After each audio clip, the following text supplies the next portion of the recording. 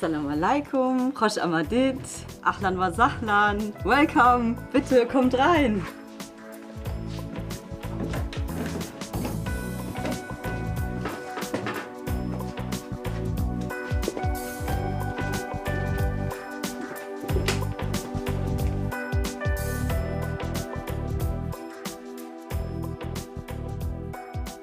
Ich heiße ursprünglich Tanja Geist. Mein islamischer Name, den ich dann kurz danach angenommen habe, ist Mariam und meine Freunde nennen mich Mariam. Ich bin 42 Jahre alt, wohne hier bei meinem Vater im Haus in einem kleinen Dorf, Somborn, Freigericht heißt das, und bin seit 16 Jahren Muslimin, ursprünglich sunnitisch, die sunnitische Rechtsschule, aber seit 3 Jahren bin ich bei der Schia angekommen.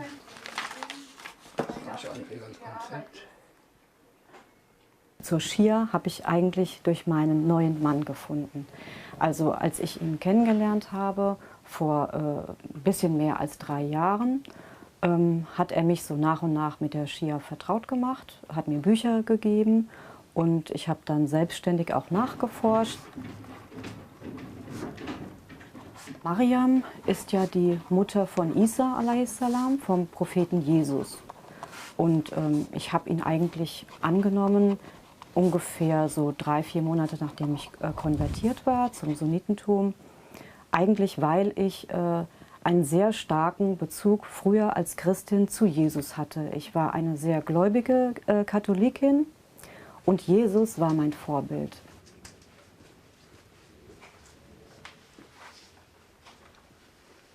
Und es ist einfach Sunna, der Prophet hat das empfohlen, sallallahu alaihi wa sallam, dass man, wenn man konvertiert, dass man eben einen Beinamen annimmt.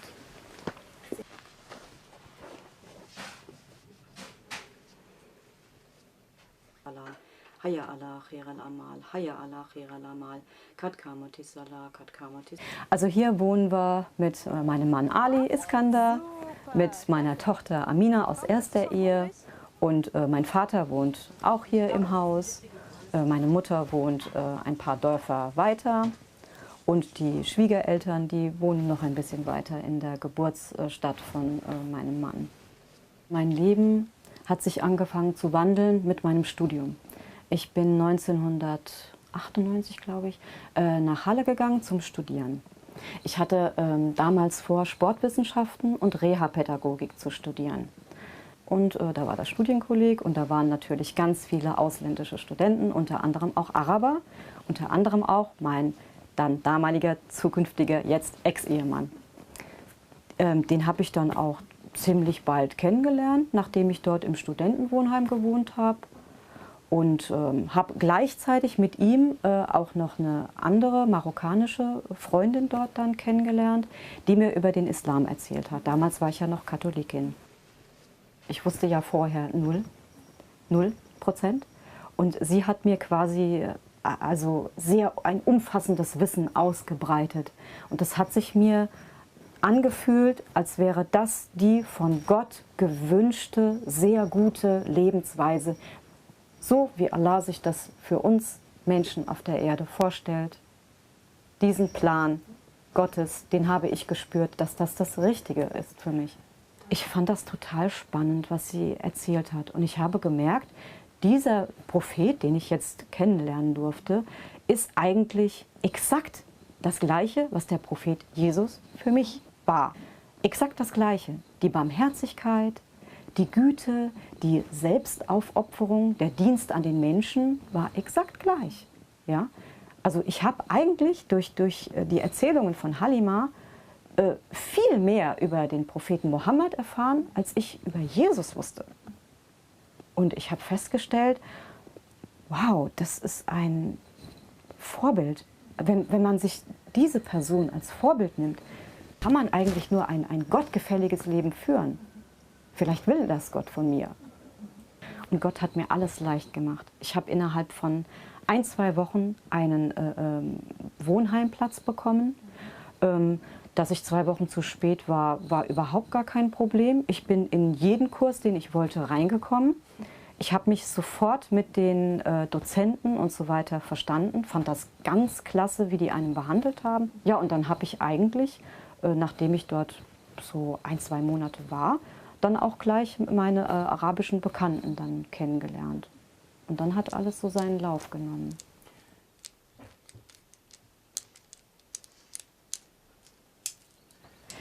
Ich habe natürlich gefühlt, dass der Islam der richtige Weg für mich ist.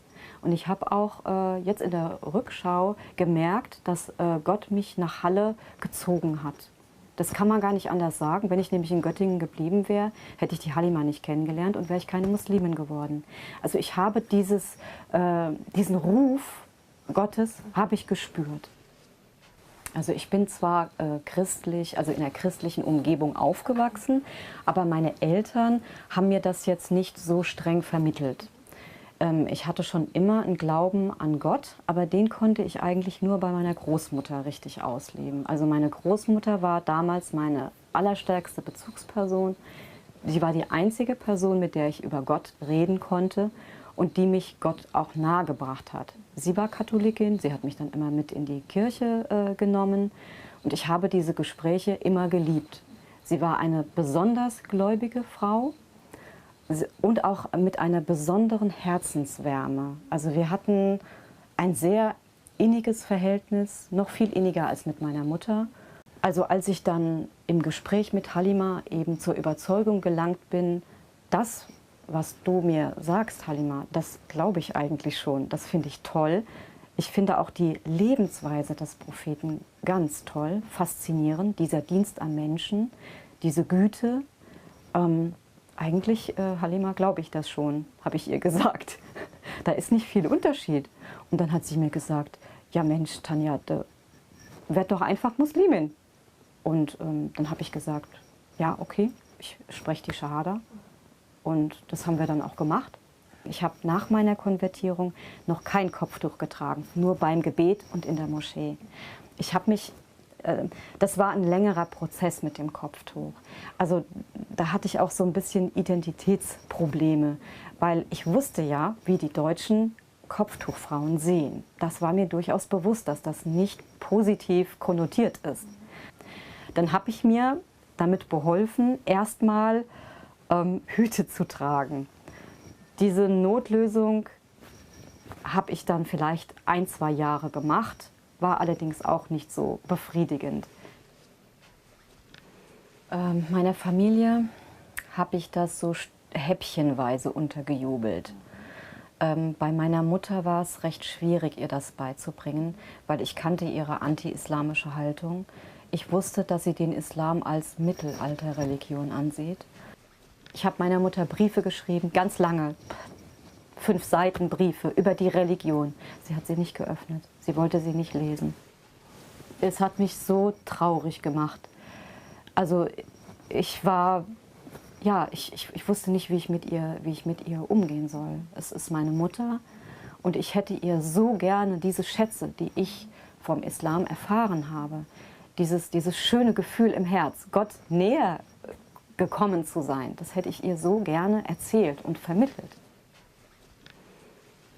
Mein Vater ist Gott sei Dank ein sehr ruhiger Mensch, der sich nicht gerne in die Angelegenheiten anderer einmischt. Er war damals noch Lehrer an einem Gymnasium in Hanau, da gab es sehr viele Muslime. Er war also Kopftuch schon gewöhnt von damals. Er hatte keine Berührungsängste. Mit meinem Vater hatte ich bezüglich der Religion nie Probleme. Er akzeptiert auch, dass meine Tochter Kopftuch trägt und er sagt ihr sogar, hier, jetzt ist 2 Uhr, Gebet, musst dein Gebet machen und so. Also ich muss sagen, ich bin ihm sehr, sehr dankbar, dass er diese tolerante Einstellung hat.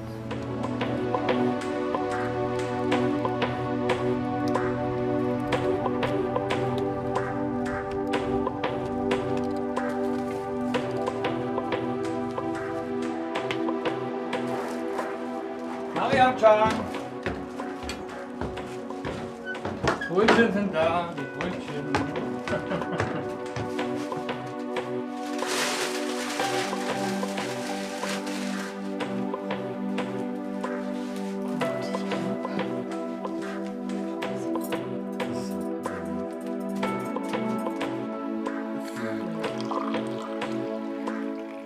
Wir sind beide geschieden und ich habe zufälligerweise einen entfernten Bekannten aus einer früheren Moschee wieder getroffen.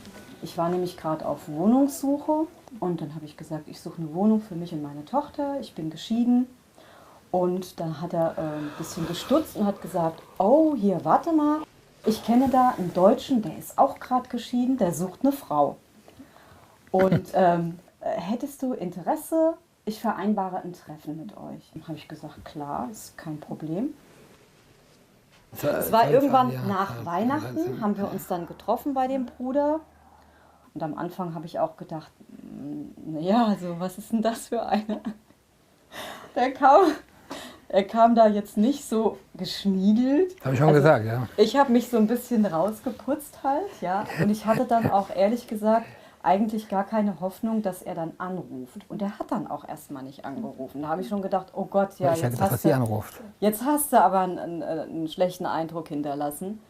Aber der Bruder, der uns vermittelt hat, der hat dann in der Zwischenzeit mich angerufen, hat gefragt, na und was hast du für einen Eindruck und so. Habe ich gesagt, eigentlich einen recht guten. Also ich weiß ja noch recht wenig von ihm. Nur er ruft halt nicht an. Wahrscheinlich habe ich keinen guten Eindruck gemacht. Und da hat der Bruder gesagt, nee, ich glaube überhaupt nicht, aber ich sag ihm mal Bescheid. Und ja, ein paar Tage später hat er dann angerufen.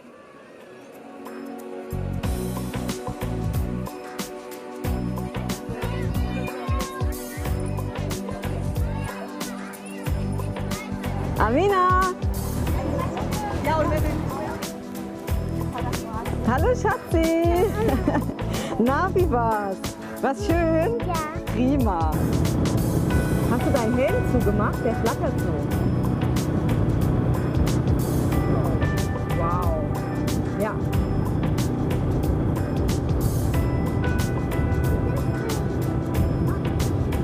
Echt?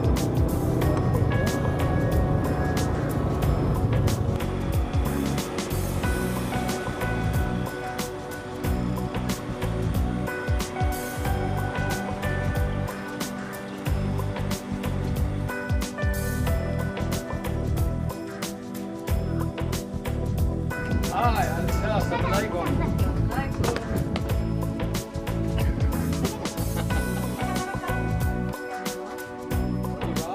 Gehen wir rein. Schön. Auf. Bismillah.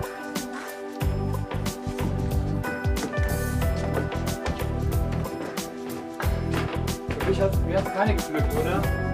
Ja. Ehrlich? Auch für dich. Sehr hübsch. Ich glaube, das ist die richtige Größe.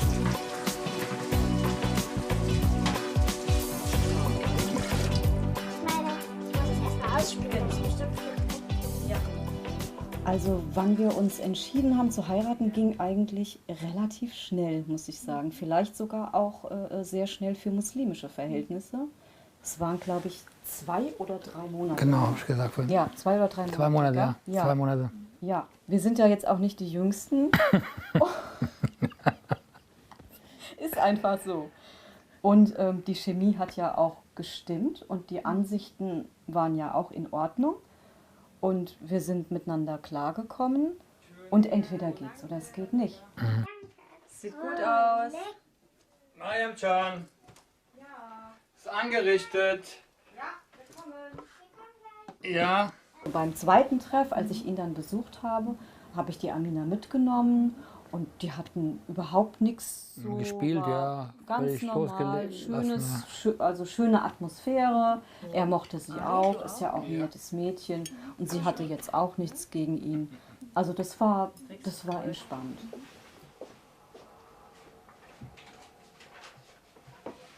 Okay, Mäuschen, du bist ganz müde. Wir machen noch die Schutzsuren, dann kannst du schlafen. Gut, noch ein bisschen Geduld. Bismillahirrahmanirrahim. قل أعوذ برب الناس ملك الناس إله الناس من شر وسواس الخناس الذي يوسوس في صدور الناس من الجنة والناس. Sehr schön, mein Schatzi. Danke, Mama. Na, Amina, schläfst du schon? Kein Problem, war ja ein langer Tag. Dann schlaf gut, Mäuschen. Laila Saida. Nighty night.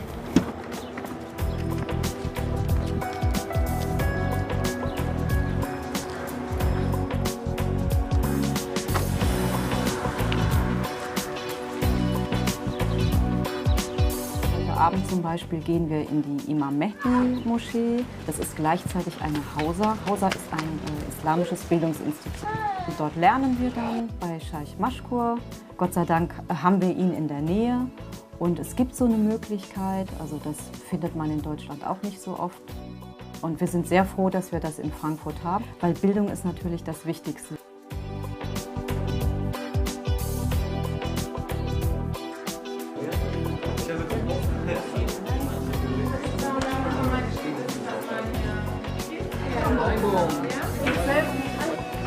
Schön, dass Sie gekommen sind.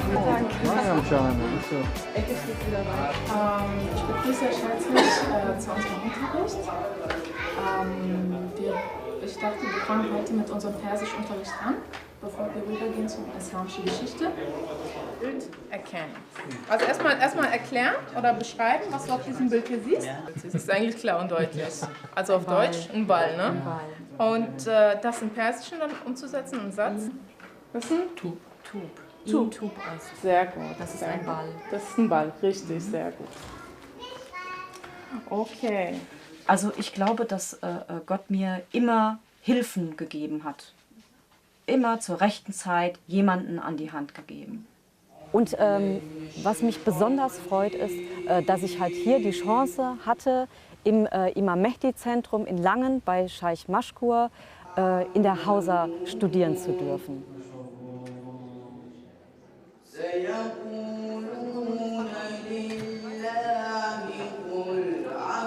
800.000 Schiiten sind in Deutschland.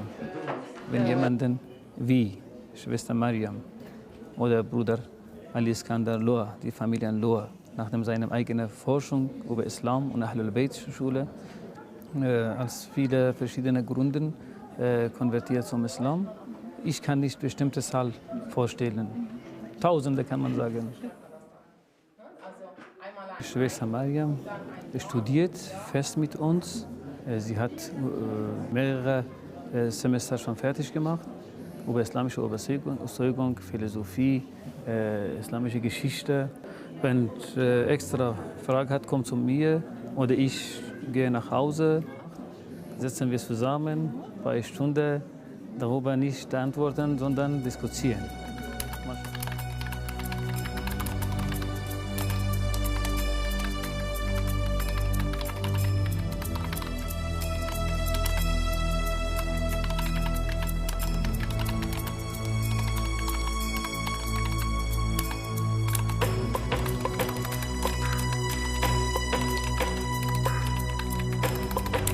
Also ich arbeite eigentlich jeden Tag, meistens ohne Ausnahme, es sei denn, ich bin mal weg, im Urlaub oder so. Aber selbst da nehme ich meinen Laptop mit. Ich beginne meine Arbeit, wenn meine Tochter aus dem Haus ist. Dann setze ich mich gleich hin und ich habe mir vorgenommen, so viele Bücher wie möglich zu übersetzen, weil wir immer noch in Deutschland einen enormen Bedarf an schiitischer Literatur haben. Also ich mache das jetzt seit ungefähr 2,5 Jahren.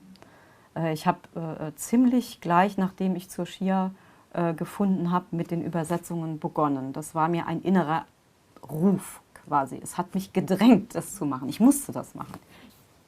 Also mein Alltag ist, dass ich mich morgens an den PC setze für ungefähr 1 bis 2 Stunden. Dann nähe ich ein bisschen was. Ich mache mir meine Kopftücher teilweise selbst, weil das ein besonderer Stil ist, weil es praktisch sein muss und der Wind nicht so das wegzerren soll. Und weil man auch in Deutschland ganz schwierig islamische Kleidung findet.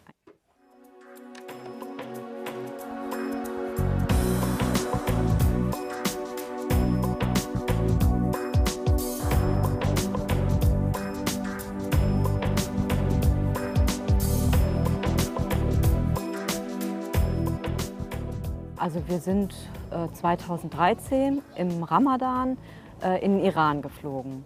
Und zwar war das ziemlich schnell nach meiner Konvertierung zum Schia-Islam. Es war ein sehr, sehr positives Erlebnis im Iran.